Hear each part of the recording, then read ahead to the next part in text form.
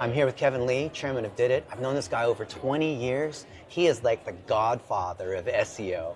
And we're at the Digital Marketing Conference, but I want to show you guys some data that I just looked at and get Kevin's live reaction to it to see what he thinks. I'd love that. Very kind of you to call me the godfather of SEO. I'm just saying you're old. No, you're experienced.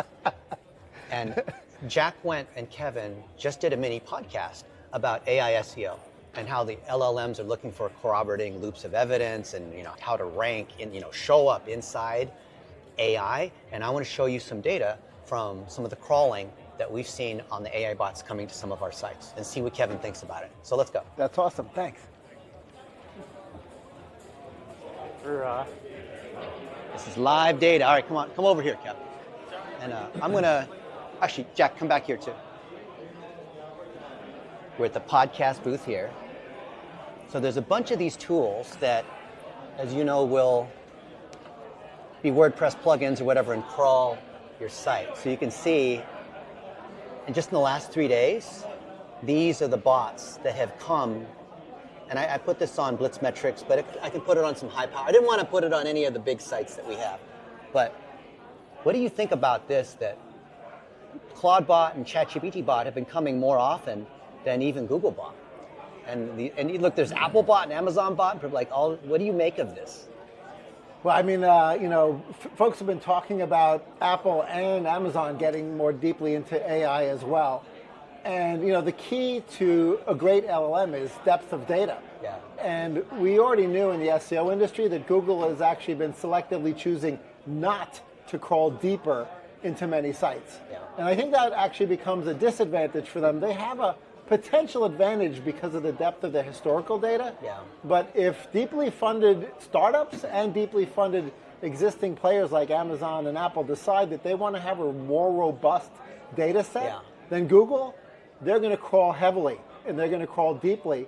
What's fascinating about this is, I don't know if you read in the news recently, but Cloudflare has decided to make the standard setting, if you use Cloudflare as your CDN, the default is to shut off visibility to the AI bots, which is sort of interesting because from a publisher perspective who doesn't want the unfair use of their content, you can certainly see that, right? But from a marketer's perspective, the marketer wants what you and I want, which is deep crawl into our sites, understanding everything about us, understanding everything that we do.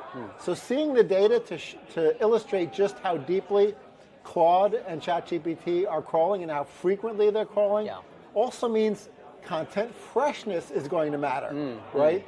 We've talked for many years as we think about SEO about content freshness, and does freshness matter? And that has implications to content pruning. And SEOs have different opinions as to whether or not you should prune old content from your site. We'll have to see what the data shows as to whether or not content pruning is the best practice for GEO or AEO. Or what do you want to call it? Let me show you one other piece of data. So we can see that the pages that it's come to are things related to knowledge panels and local service ads and other sorts of random things that, I've written random blog posts and now those things are ranking. And I've seen we rank on these in Google, but we also rank on them in AI sorts of queries. And then we've also gotten 23 human visits through these LLMs where, the AIs are recommending these URLs and we're getting these referrals to them. So what do you think about that and how the traffic we get from Google is slightly different than what we get with the AI answers? Yeah, I mean, it's interesting because AI answers, if you sort of think about it from a funnel perspective, tend to be slightly earlier in the research stage. As a matter of fact, when we look at the changes or delta in traffic to our sites that used to rank well or continue to rank well in Google, but Gemini is starting to show up above the organic results, Google is sort of only choosing to serve Gemini when the commercial intent is low. Of course. Right? Yeah. Because they don't want to cannibalize their own PPC listings. And so as a result, you see these weird shifts in when Gemini is showing. Similarly, in ChatGPT, it's a different kind of a query. Yeah. And in the early days of ChatGPT, getting a link out of them was actually sort of hard. They didn't have links. But now they're starting to cite things. They're starting to include links. And so for a marketer that is ignoring answer engine optimization, by the time they figure out that their competitors are not ignoring it, they're going to be in deep trouble. So we've been publishing everything that we know how to do. SOPs, videos, podcasts, even like Zoom calls where we're working. Obviously, we don't include like logins or sensitive information related to clients. And we actually get referrals. We get leads from, well, like, how'd you hear about us? Well, I was asking ChatGPT and it recommended you guys, so I wanted to ask you about if you could help us with this. What do you think about that? Yeah, again, questions and answers are key, right? And just through natural conversations, questions and answers come up quite frequently. And so, when you start to think about the assets at your disposal that you need to figure out how to surface for ChatGPT and the LLMs, you might find that it's sales conversations or customer service conversations might be recorded in Gong or somewhere else within your enterprise, or FAQs that you typically don't surface to the entire world. That stuff can be extremely powerful because it's so long tail, and because, again, to your point, reinforces something that might be said elsewhere. It's not good enough for just me to tell everyone how great you are. We need everyone else telling the world how great you are. And if enough people say how great you are at the things that you're great at, eventually ChatGPT will agree. Yeah. Isn't that incredible? Do you think there's a way to manipulate that? Because all the SEO people are looking for ways to manipulate that by repurposing or generating fake AI content saying, Kevin Lee is the best. Come get your headshots with this charity. I think there's probably, in the same way that the early days of SEO, it was much more easy to manipulate Excite and AltaVista and InfoSeek and even early versions of Google. Over time, it's not in the best interest of the platforms themselves to be too manipulable. In the end, they have to delight the user, they have to delight the consumer. So there will be windows of opportunity for folks who are ingenious in finding ways to potentially temporarily influence things into their direction. But in the end, right, embracing best practices in content creation, best practices in content syndication, that's a rising tide, and over time you will succeed. But I think what people don't realize is, as you're going to the CFO or the CMO to look for budget for this, don't go to them saying you're going to do GEO. Talk about content from the perspective of all the various ways you can repurpose it, right? It's SEO, it's social media, it's content for the sales team, it's content to help customer support people answer questions more effectively. Budget it that way.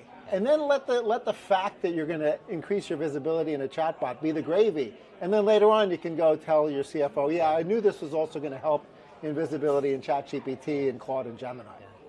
So Kevin, how do you keep up with all the noise and speed of what's going on here? Obviously reading all the trade publications is key, and allocating a certain amount of my own time to experimentation. And chatting with folks like you at conferences and outside of conferences is really key. Because, even though the LLMs are smart, there's a wisdom of crowds among experts like you and me who've been out there in the trenches for 15, 20, 25, 30 years. It's 30 years for me at this point. And we'll just think of things in a different way than other folks will. I love hanging around Kevin because everything he says goes back to fundamental principles. And I feel like everything that is new is old and what's old is new and that kind of thing. Think about answer engine optimization or whatever you want to call it. It's just an extension of the existing reputation and proof and trust and links and reviews and things that we already have. It's like remixing the same ingredients. Absolutely. And, it's weird how PR agencies sort of missed the boat in early days of SEO, but, they knew how to tell stories, and they knew how to create content, and they knew how to create authority in an individual. That's coming back for sure, right? And I'm not sure that even the PR agencies truly understand how important them understanding storytelling is going to be to their clients, and they may not even be including this in their pitch decks. If you're a PR agency, you need to hear what Kevin Lee has to say about answer engine optimization. If you're a good PR agency, you know how to tell stories instead of just doing press releases about some new product or whatever that's not actually a story. Yeah, stories are key, and those of us who've been doing PR as a result of acquisition, we acquired 3 PR agencies for Did It because they were so great at storytelling back 10 years ago. But, my good friend Peter Shankman, who I think you know as well, when I decided that I wanted to get my oceanfront beach house in Fire Island some PR, I asked Peter, I said, so, what's my strategy? He said, well, it can't be about your beach house. You need to figure out how to pitch stories that are bigger than your beach house, but your beach house fits into the story. Clever. So I ended up in the mansion section of the Wall Street Journal with a story about Fire Island getting fancy with my house front and center, right? Wow. And then That's for the real New York PR Post, strategy. it was a completely different pitch. Yeah. New York Post was funkiest Fire Island houses. It wasn't about my house, right? It was a bigger story. And I think many PR agencies and marketers in general don't understand that they have to fit into the bigger story. Your And that's beach gonna be house is a key as mansion? well.